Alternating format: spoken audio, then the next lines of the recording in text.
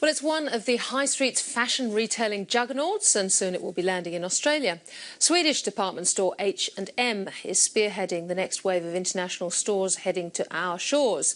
With more than 2,000 stores in 43 countries, H&M is big. It's opening in Melbourne next year, taking the competition for consumers right to Myer's front door. Rebecca Nash reports. It seems much of the excitement in retailing is coming from overseas. H&M, the world's second largest fashion retailer with an estimated worth of $12 billion, is in the middle of an aggressive expansion outside its native European base. Next on its list is Australia, where it will join a new wave of international stores setting up a beachhead.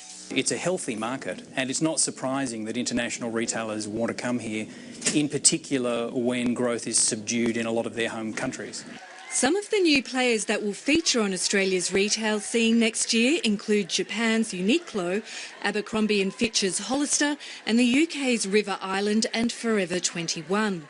And they're not too worried about all the talk of a depressed retail market that generates $13 billion in revenue. I think they're taking a longer-term view and looking through the cycle. Every $100 million worth of profit that these guys can contribute to their bottom line is meaningful to their shareholders. But that $100 million will come off the balance sheets of Australia's homegrown fashion retailers and department stores. H&M will be setting up in Melbourne's historic GPO building, 5,000 square metres of floor space, right next door to Myer's flagship store.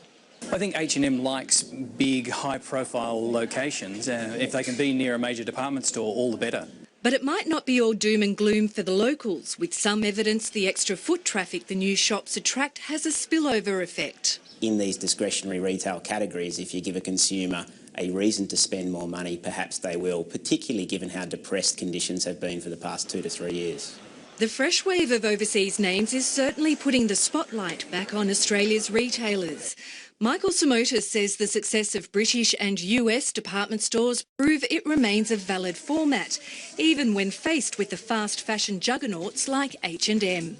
I think the biggest challenge that remains, and I don't see an obvious solution, is the inadequate service levels in department stores. They have no choice but to go back to what put them on the map in the first place, and that is creating a great, engaging, service-based experience around the idea of a comparative shopping zone for their customers.